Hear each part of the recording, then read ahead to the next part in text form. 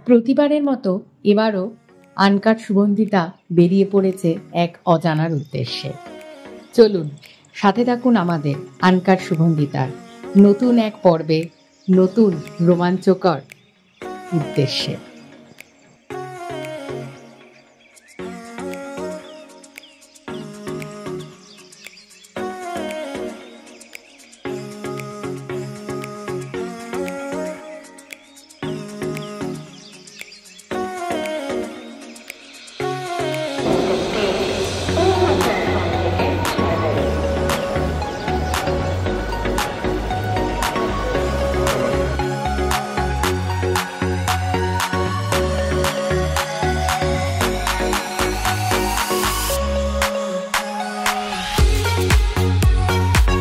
আমাদের train 12311 Netaji express চলে আসলো হাওড়া স্টেশনে।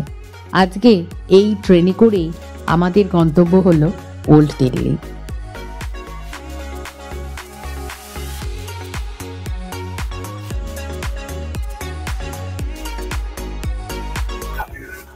Hello everyone, welcome back to our channel and welcome to another new series of our channel. তো এটা পুরোটাই হচ্ছে কি একটা আনপ্ল্যান্ড অবস্থায় আছে, কোনোটাই প্ল্যান নেই। অ্যাকচুয়ালি ব্যাপারটা হয়ে গিয়েছে যে শুভর একটা অফিসের কাজের জন্য দিল্লি যেতে হচ্ছে, তো সুযোগের সদ্ব্যবহারটা করা উচিত। তার জন্য আমরা একটা টুক করে ছোট্ট মতো প্ল্যান করে নিয়েছি। তো কোথায় যাচ্ছি এতক্ষণে থামলেন দেখে আপনারা বুঝেই গেছেন আমরা কোথায় যাচ্ছি। তো আমরা আপাতত বসে পড়েছি আমাদের টুএসিতে, আর সঙ্গে যে সরঞ্জাম নিয়ে বসেছি, আর দেখতে পাচ্ছি আখ খাওয়া একটা বাউলি নিয়ে বসে আছি। তো ট্রেন ছাড়ার সময় হচ্ছে 9:55। তো এখন বাজে 9:48। কিছুক্ষণের মধ্যেই আর ট্রেনটা আমাদের রওনা দেবে আমাদের গন্তব্যের উদ্দেশ্যে। তো দেখতে থাকুন আমাদের চ্যানেল আনকাট সুগন্ধিতা। তো আপনারা যারা আমাদের চ্যানেলের দর্শক, তারা ভাবতে পারেন যে আমাদের ভিডিও অনেক পরে পরে কেন আসছে। কেরালা সিরিজটা অনেকটাই এখনো পর্যন্ত প্রায় মাত্র নিম্নার হয়তো শেষ হয়েছে, তার কারণে একটা মেডিকেল এমার্জেন্সি চলেছিল আমার ফ্যামিলিতে, আমার মায়ের। তো যার জন্য আমরা ওই দিকে মন দিতে পারিনি। তো আমরা আবার ভিডিওটা এডিট করা শুরু করছি, আমাদের একটু সাথে থাকবেন। কেন ভিডিও এডিটের পাশাপাশি আমাদের জবটাকে করে টাইম বার করে আমরা ভিডিওটা এডিট করি, তার জন্য ভিডিও আসতে একটু দেরি হচ্ছে। চ্যানেলের সাথে থাকবেন, পাশে থাকবেন আর দেখতে থাকবেন আমাদের চ্যানেল। কার সুগন্ধিতা এইবার তাদের জার্নি শুরু করেছে ভারতীয় রেলকে সঙ্গে করে, এবং খুব লাকিলি আমরা দুজন পেয়ে গেছিলাম সাইড আপার সাইড লোয়ার। Good morning. এখন গুড মর্নিং বলাটা ঠিক হবে কিনা বলতে পারছি না, কেন এখন 11:30টাও বেজে গেছে। তো আমরা উঠেইছি 10:30টার পর। তো আমি আগেই বলেছি যে আমরা কোথায় যাচ্ছি তো থাম্বনেল দেখে বুঝে গেছো, কিন্তু তোমরা দেখছো ভিডিওটা একসাথে, মাঝে অনেকগুলো দিন চলে যাবে, তারপরে আমরা হয়তো ডেস্টিনেশনে গিয়ে পৌঁছাবো।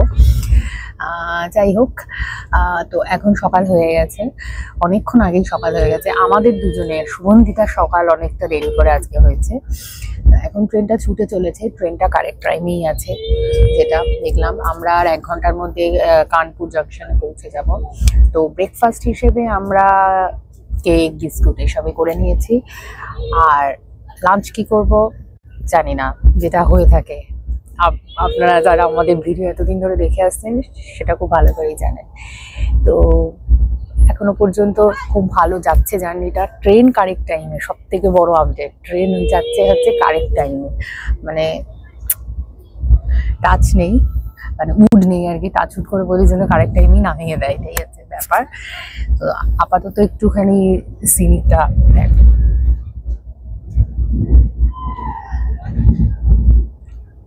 এসে গেছি কানপুরে, তো আমরা ওয়েট করছি, একটু ফুডের জন্য নিয়েছি। এখানে 10 মিনিট ট্রেন দাঁড়াবে। ট্রেন লেটে চলছে, কতটা লেটে চলছে লক্ষ্য করিনি, গল্প করতে করতে দেখা যাবে।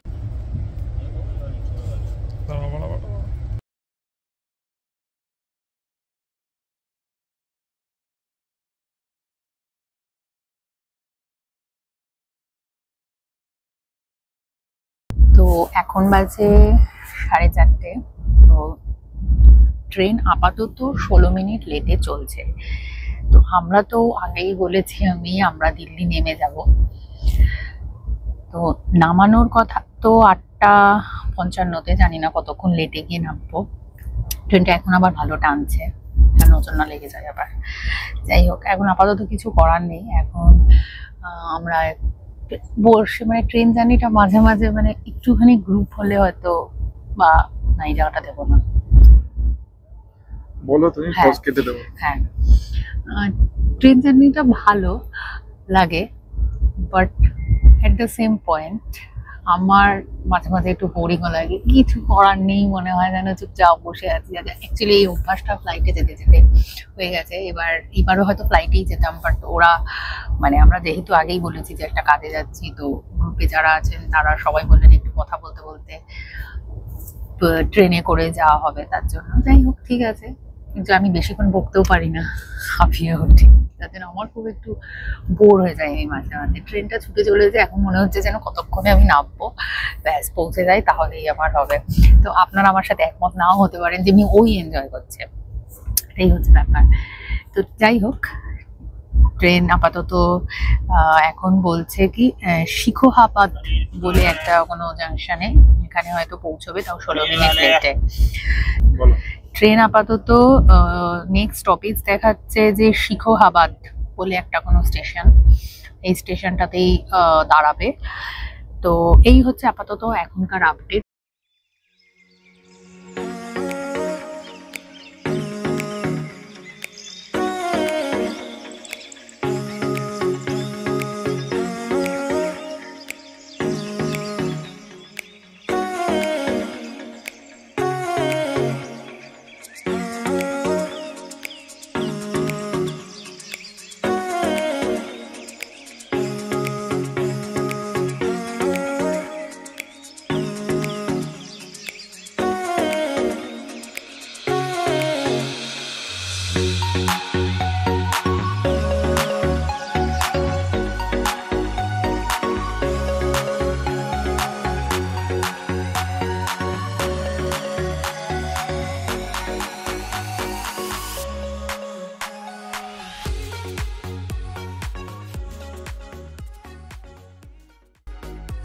অনেক কটা দিন কেটে গেল অফিসের কাজে।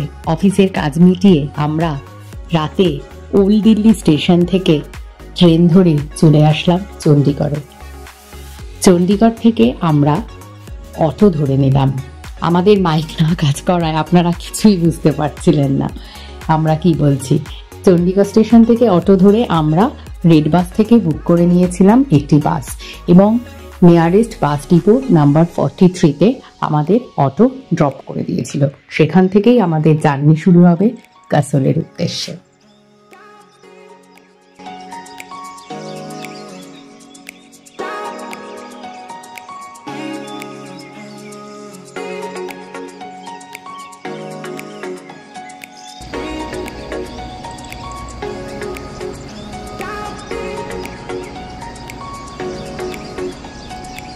তো আমরা দাঁড়িয়ে রয়েছি, দেখে মনে হচ্ছে এটা পেট্রোল পাম্প, দেখে মনে হচ্ছে না, এটা হচ্ছে সত্যিই পেট্রোল পাম্প। এটাই হচ্ছে গিয়ে বাস স্ট্যান্ড। তো এখানে আমাদের ট্রেনটা যখন দাঁড়ালো, তো অটোতে আসতে নিল হচ্ছে 250 টাকা। এবার আমরা রাত হয়ে গেছে বলে আর কোনো রকম বার্গেনিং এর মধ্যে গেলাম না, কেন আমাদের বাস ধরতে হবে। তার জন্য আমরা 250 চাইলো, 250ই দিয়ে দিলাম।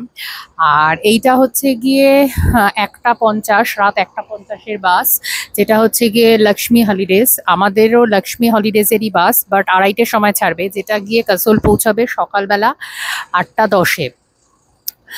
তো আমাদের বাসটা এইটা ছাড়ার পরেই হয়তো আমাদের বাসটা এখানে চলে আসবে, আর এখান থেকেই রওনা দেবে কাসোল যাওয়ার বাস, আর এরই সাথে শুরু হবে আমাদের কাসোলের যাত্রা। তো এই হচ্ছে আপডেট। আর আমরা আরেকটা, তোমরা ট্রেন থেকে নেমে আপনারা এখানে এসেও ডিরেক্ট টিকিট পেয়ে যাবেন, অথবা আমরা যেটা করেছি সেটা হলো হচ্ছে গিয়ে ওদের যে অনলাইনে সাইট আছে, সেই সাইট থেকে আমরা সিট দেখে আমরা 2টো সিট বুক করলাম। তাও সেটা বুক করলাম ট্রেন থেকে নামার পর, কেন ট্রেনটা লেট করবে কি করবে আমরা কিছু বুঝতে পারছিলাম না, কেন ট্রেনটা মাঝপথে মানে কখন কি থাকবে সেটা আমরা বুঝতে পারিনি আর কি। তার জন্য আমরা ট্রেন থেকে নেমেই বুক করেছি। এই হলো আপডেট।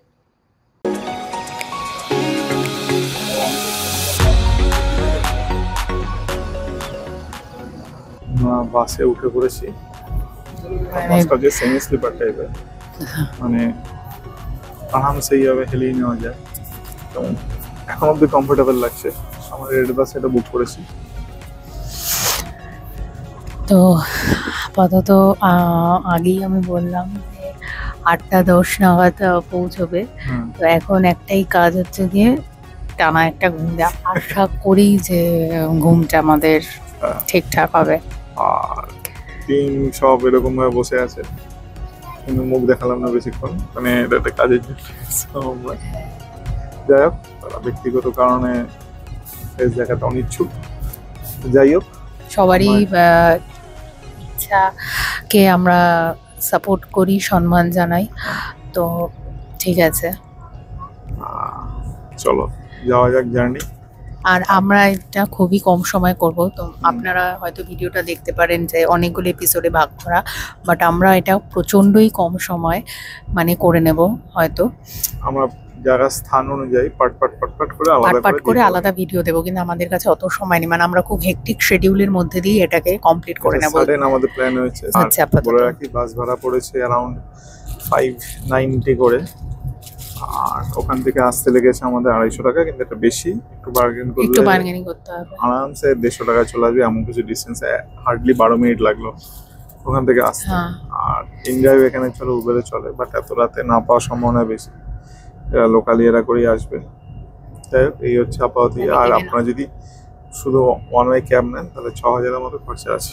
হ্যাঁ, মেক মাই ট্রিপ বা অন্য টাইপের যদি ক্যাব নেন, যেখান থেকেই করুন 6000 টাকা খরচা। আমার মনে হয় যে একটুখানি ক্যাব ভাড়া মানে উপায় আসতে পারেন। একটা যে দিল্লি কাশ্মীরি গেট থেকে ডিরেক্ট কাশ্মীর, অথবা চণ্ডীগড় থেকে। তো আমরা এটাই করেছি, কেন অর্ধেকটা একটু ট্রেন করে আসি, যতটা অ্যাভয়েড করা যায় বাসের আর কি, তার জন্য। তো ঠিক আছে, একদম মানে সকালবেলা পৌঁছে গিয়েই দেখা হচ্ছে। মনে হয় না আর মাঝে রাস্তায় আমাদের কোনো এনার্জি থাকবে ভিডিও করার। ব্ল্যাঙ্কেট গুলো নিয়ে এবার হ্যাঁ, ঘুম।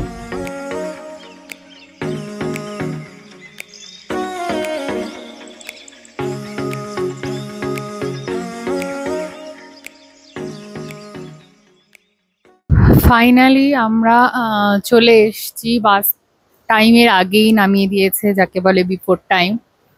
তো পেছনেই যাচ্ছে হচ্ছে পার্বতী রিভার। যেহেতু সবকিছুই আনপ্ল্যান, তার জন্য এইখানে যেটা বুক করা হয়েছে গ্রুপ মিলে, কি টার্কোইজ বলে একটা রিসোর্ট টাইপের বুক করা হয়েছে বাজেটের মধ্যে। তো আমি দেখে বলেছিলাম পূর্ণিমা বুক করতে, তো ওরা এটা বুক করেছে। তো ঠিক আছে, তো এখন আমাদের রুম দেবে না।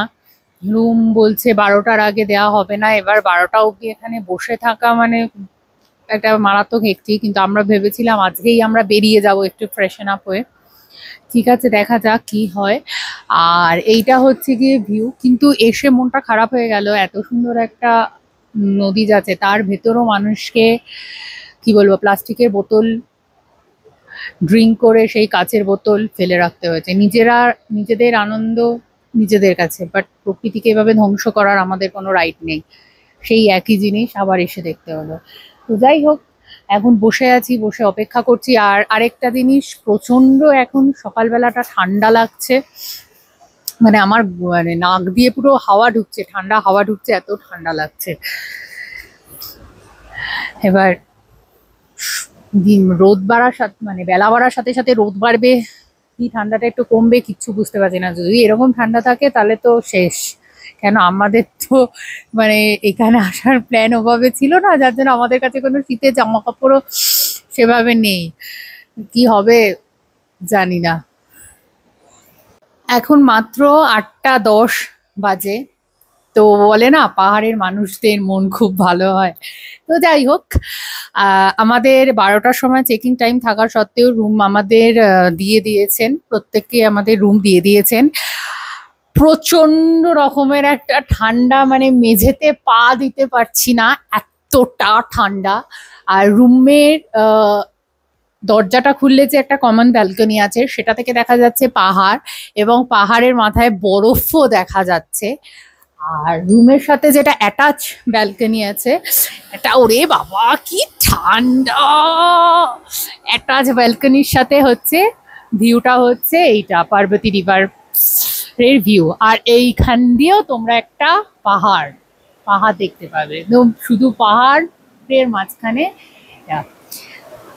সন্ধেবেলা আরামসে সুন্দরভাবে আমাদের সময়টা কেটে যাবে। বাইরে বেরোনোর খুব একটা দরকার পড়বেও না, কেন আমি তো বেরোবই না, শুধু একটা জায়গাতেই যাওয়ার আমার আছে, তাও সেটা আমি একটু চেষ্টা করব দুপুর দুপুর যেন ঘুরে আসতে পারি। মানে একটা ক্যাফে, যেটা হচ্ছে গিয়ে কাসলের ফেমাস ক্যাফে, তো সেইটাতেই যাওয়ার ইচ্ছা আছে। আর বাদ বাকি টুকটাক যা হয় যা হয়। তো এখন ঝটপট করে রেডি হয়ে, ছটপট আমাদের হাতে সময় নেই, তোমরা অনেকদিন করে আগেও বলেছি যে অনেক দিনের দেখতে পাবে, হয়তো ড্রেসও দেখতে পাবে একটু চেঞ্জ হচ্ছে, বাট ওইভাবেই প্ল্যান করা থাকবে। ঝটপট করে রেডি হয়ে গিয়েই বেরিয়ে পড়বো, কোনো রেস্টের কোনো সিনই নেই। আপনাদের সবাইকে স্বাগত জানাই আনকাট সুগন্ধিতার নতুন একটি ব্লগে, নতুন একটি সিরিজে, যেটা সম্পূর্ণ আনপ্ল্যান্ড। আপনারা দেখলেন এতক্ষণ আমরা কি করে পৌঁছালাম। আমি শুভময়, আমি বন্দিতা। আমরা আপনাদের সামনে তুলে ধরছি হিমাচল নতুন প্রদেশের সিরিজ হিমাচল। তাহলে চলুন আমাদের সাথে থাকুন।